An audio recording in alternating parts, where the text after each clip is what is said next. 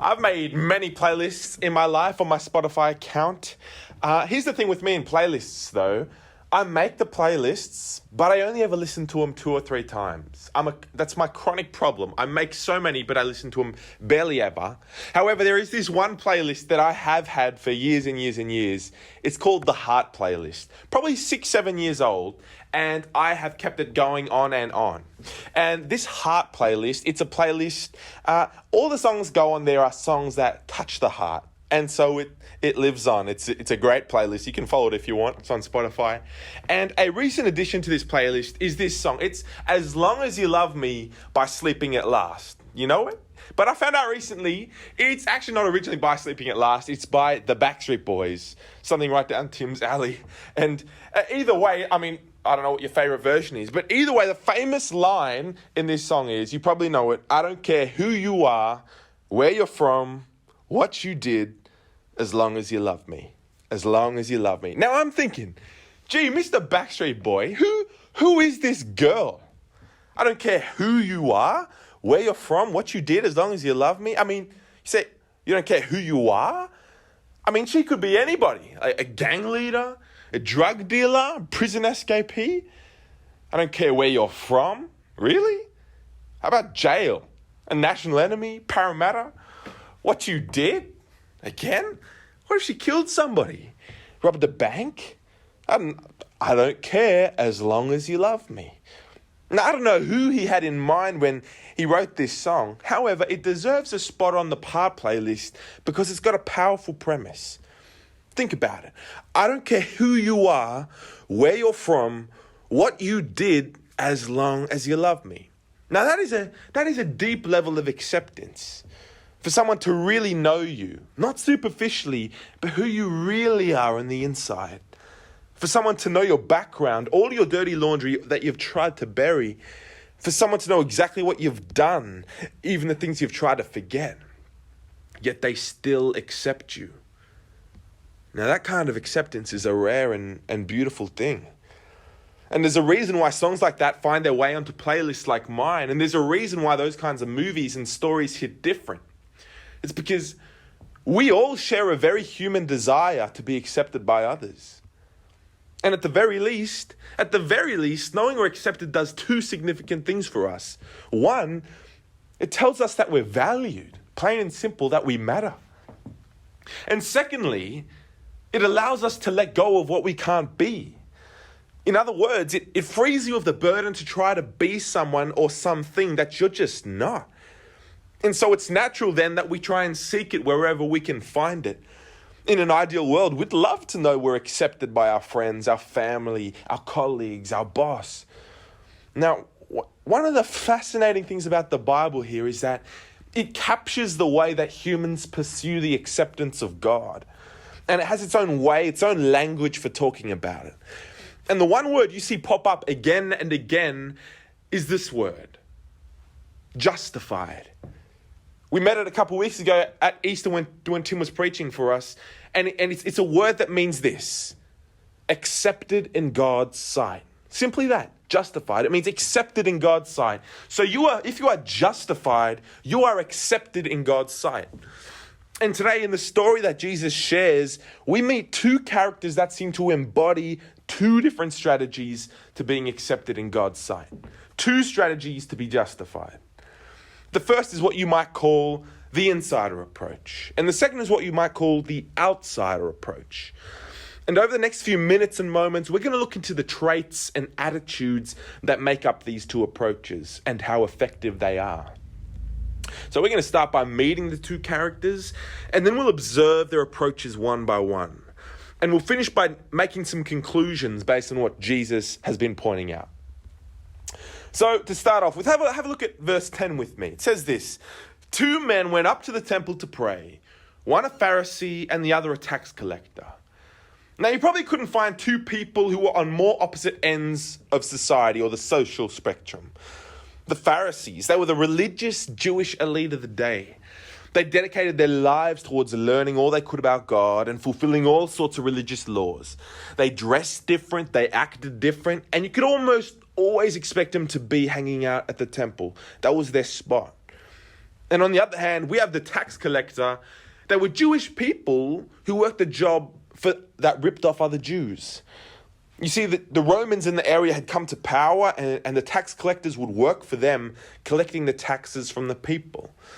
And the issue, though, is that they would bump up the tax and pocket the profits for themselves. And so they were hated by the Jewish population. Now, because of who they were and what they had done, tax collectors couldn't even testify in court, not even in the court of law. And not even that, they couldn't even tithe to the local temple because their money was seen as unclean. So if you were paying your taxes to a tax collector, you wouldn't even ask for change, because their change, what could you do with it? You couldn't do anything with it. This guy has no business being in the temple. Literally nobody in society even wants him there. But in this story here, this Pharisee and this tax collector, the two extremes of society, go up to the temple to pray. And we get a first look at the Pharisee. Why don't you read verse 11 with me? It says this: "The Pharisee stood by himself and prayed, 'God, I thank you that I am not like other people, robbers, evildoers, adulterers, or even like this tax collector. I fast twice a week and give a tenth of all I get.'" Now, the very first thing that the Pharisee does here tells us a whole lot about what he thinks of himself. After he had gone into the temple, the Pharisee stood by himself and prayed.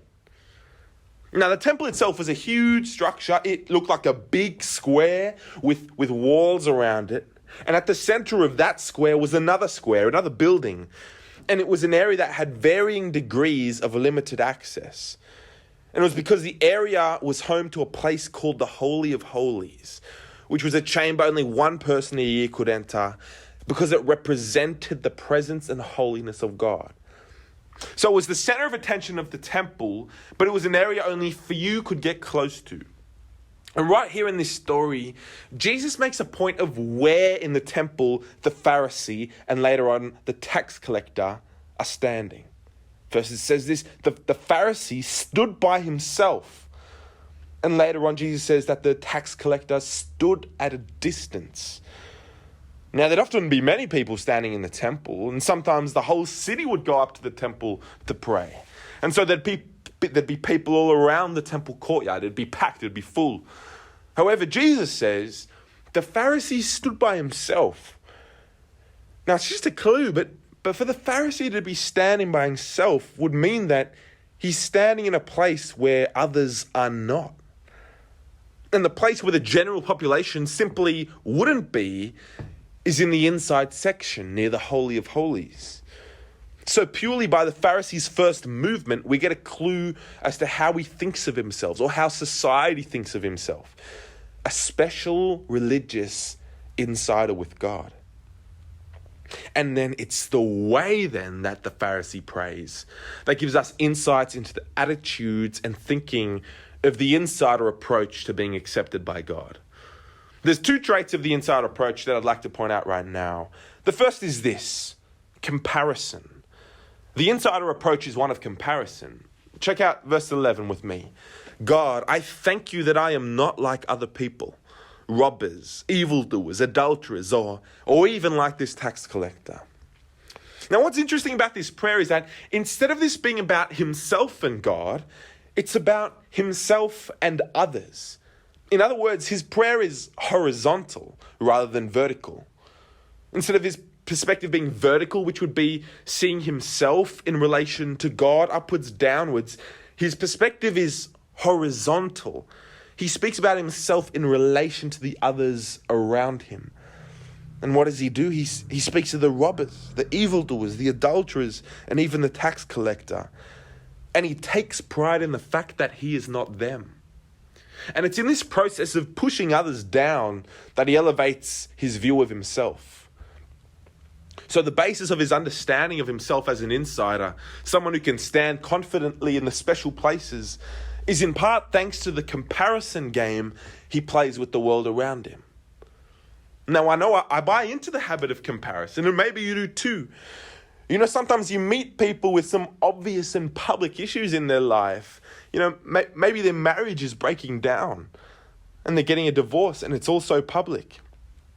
Maybe they've got a really difficult personality and they just seem to burn all their relationships, and everyone knows. Or sometimes in the context of close relationships, you notice some of the more concealed issues in people. Perhaps a substance addiction. Perhaps some serious character flaws. I mean, it could be anything. And there's all sorts of things we notice about the people around us. And when the moment comes when we're confronted with our own flaws and problems, a voice inside us often whispers, well, at least I'm not as bad as them. In fact, I'm miles ahead. You see, comparison is the power to elevate your view of yourself through the process of pushing others down and seeing them as less. And for the Pharisee standing here in the temple, his understanding of himself as accepted in God's sight is in part based on how he thinks he is great compared to those around him. So that's the first trait, comparison. And the second trait of the insider approach is this: it's self-justifying. The insider approach is self-justifying. Now, I'll show you what I mean by that. Let's read verse 12. It says this: I fast twice a week and give a tenth of all I get. Now, I skipped over that line until I had a conversation with my dad. He's an ex-Muslim, and he said, Mark, not even Muslims fast twice a week. And it got me thinking and made me realize there is no part of the Old Testament except for one day that God asks his people to fast. It's just not there. It's plain and simple not there. And I can just imagine God being there and saying, when? When did I ever ask you to fast like that? And it goes on, it gets better. The Pharisee boasts, I give a tenth of all I get. Now, you could justify that from the Bible, giving around a tenth to the temple so that it could function as it was supposed to. But the Pharisees were known to taking good principles to extremes. You see, not only did they give a tenth of their money, they were even known to give a tenth of everything. I'm talking a tenth of the salt in their food, a tenth of the herbs that they bought from the markets, a tenth of grain from the jar. And again, I can just imagine God saying, when? When did I ask for that? Which takes us to the problem at hand. You see, by multiplying the law into ridiculously specific items, fulfilling them would give them the appearance of fulfilling the law. But the problem, of course, is that they're just inventing their own hoops to jump through.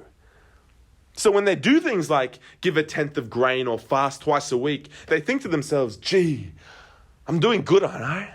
In fact, I'm doing great. It's a process of making the unimportant important or vital or sacred to assure themselves that they're on track. It's crazy how much you can learn about someone just from their prayer. And for this Pharisee here who sees himself as an insider with God, comparison and a self-justifying lifestyle are what give him the confidence that he's all sorted, that he's all good. Now, in a real contrast to the Pharisee, we meet the tax collector, and it says this in verse 13. But the tax collector stood at a distance. He would not even look up to heaven, but beat his breast and said, God, have mercy on me, a sinner. And just like the physical positioning of the Pharisee described his own view of himself, so does the position of the tax collector. He's on the outskirts of the temple. He's far away from the Holy of Holies. He's among the outsiders of the temple. And like I mentioned earlier, tax collectors had no business being there. The temple wouldn't even take his money. And not only that, but Jesus says that he would not even look up to heaven. You see, this tax collector, he is not looking horizontally. He is not comparing himself to the people around him. No, his focus is vertical. He sees himself in relation to God. And here's what happens. He beat his breast and said, God, have mercy on me, a sinner. You see, this man has a clear understanding of who he is in relation to God. He knows with all his heart that he's a total outsider to God. He says, have mercy on me, a sinner. And sin is what makes us outsiders to God. Sin is what makes us unworthy to be in his presence or in relationship with him. And because this tax collector has such a clear understanding of who he is, where he's from, and what he did, he knows he has no business standing near the Holy of Holies, looking up to heaven. He has no business considering himself accepted in God's sight. Now, what I find so fascinating about this tax collector, though, is this. He wouldn't have come this far, all the way to the temple, through all of the looks he would have got from the crowd, if he didn't desire to be close with God. It seems that in his heart, he wants to draw near. He wants to draw close to where God has symbolically always been close to his people. But he knows deeply in his heart that he needs mercy because he's an outsider. And here's what I want to start to tie things off. Because Jesus finishes his parable here by saying this. Verse 14. I tell you that this man, the tax collector that is, rather than the other, went home justified before God. For all those who exalt themselves will be humbled, and those who humble themselves will be exalted. It was the tax collector rather than the Pharisee who went home justified, accepted in God's sight. See, when Jesus talks about those who exalt themselves, he's talking about those who see themselves as insiders with God. And when he talks to those who humble themselves, he's talking about those who will be real with themselves and raw, acknowledging that they're outsiders with God, desperately needing mercy. You see, a true and clear understanding of where we stand with God isn't gotten by comparing ourselves to what we see around us. No. But by realizing our own brokenness in relation to a perfect and holy God. The reality is that we must all come to the realization that we're all outsiders needing mercy. In fact, that's the very reason why Jesus even shares this story. See verse 9 again. He says this at the very beginning. To some who were confident of their own righteousness and looked down on everyone else, Jesus told this parable. We are all outsiders needing mercy. And the promise of God, of Jesus, is that those who humble themselves, asking for mercy, will be exalted.